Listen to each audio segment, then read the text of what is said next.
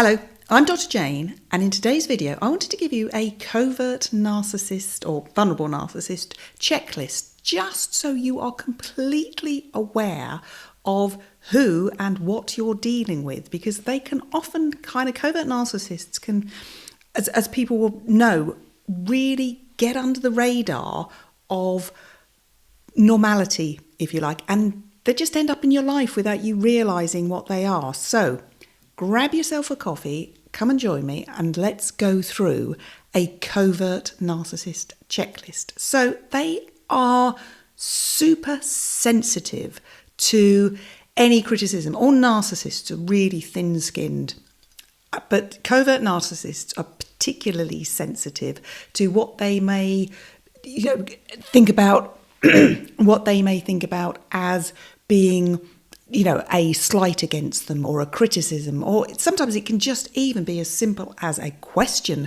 to a narcissist. And if their sensitivity radar is particularly on alert because of what's going on in their life, or what's more probably what's not going on in their life that they would like to go on, in other words, having good relationships, making lots of money, not having to do much, then that question alone can just kind of trigger that sensitivity. So they are super sensitive. That's the first thing.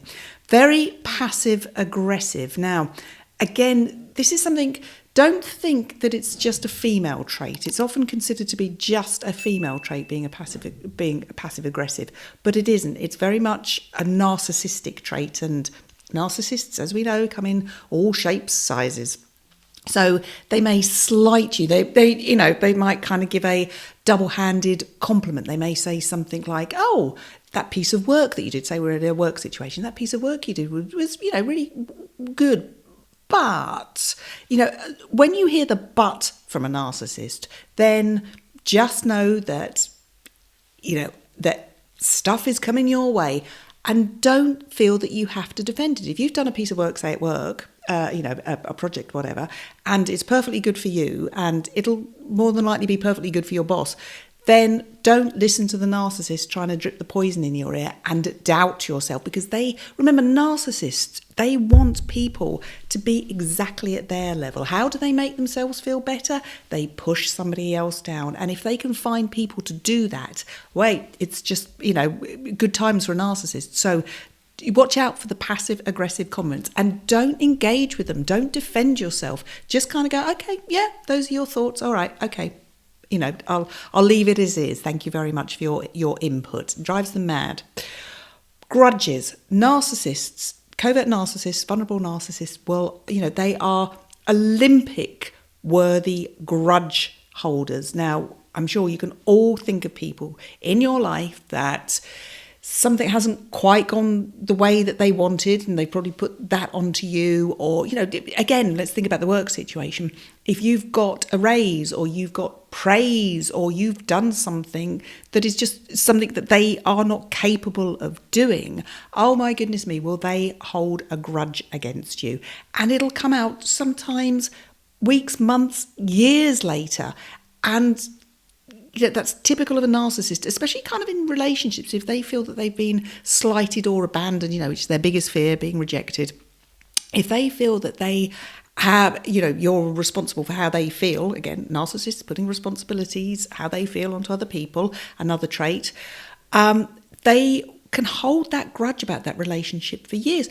I've known of people that have had relationships with narcissists, they've split up, they've both gone their separate ways, and yet the narcissist will still hold a monumental grudge against the, often, the first spouse or the first girlfriend or boyfriend. They will hold that because why do they do it? It gives them energy. It gives them the energy to, be the sad little character that they are. If they can keep that negative energy going, then it kind of fuels them. They can't just kind of go, "Okay, I can, grow up here, I can get on with my life." That's not a narcissist, as I'm sure many, many of you know. They will subcontract their emotions onto other people. And I've touched on this a little bit, but I'll expand on it a little.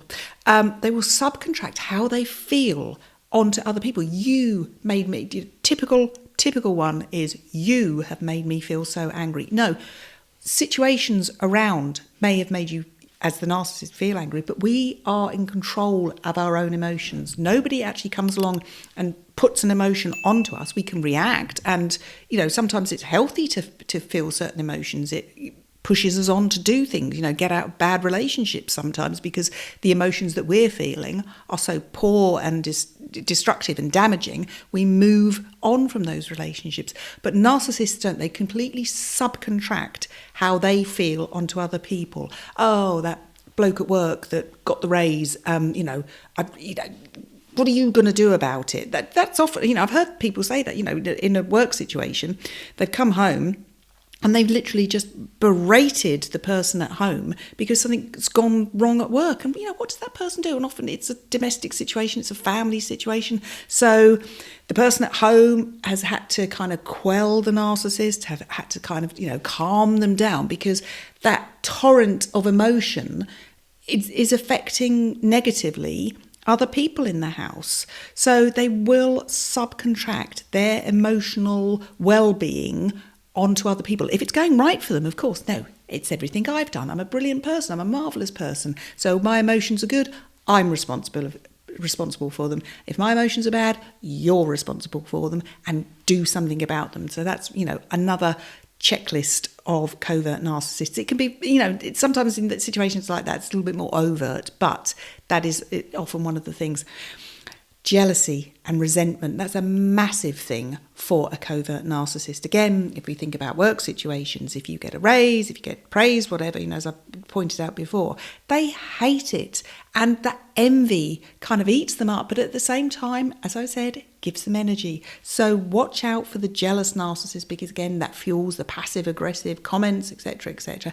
They just hate other people's successes because they so rarely have them themselves. They hate other people's successes. If I could ask you to like and subscribe, that'd just be really great, because it just gets videos like this out to more and more people, which is just fantastic. Thanks ever so much. And they have empathy. People often talk about narcissists and they'll say, can they be empathetic? Well, yes, but only to themselves. If they, feel that they can have feelings that will be kind of good for them, and they can think about things, they can think about putting themselves in a situation that might be successful for them, yes, they can empathise, but it is an empathy only for themselves. If you are in a bad situation, and I'm sure plenty of you have been, and you're expecting the narcissist to understand, to do something about it, they are just either going to physically or metaphorically shrug their shoulders, because there is nothing in it for them. Had there been something in it for them, such as, oh yes, okay, people are looking, I better help you out, typical example, again, ones that spring to mind, when there's a family barbecue going on, for instance, this is a classic one, that you'll have somebody out there doing all the cooking, being the guy that's, behind the barbecue, being the host and everything.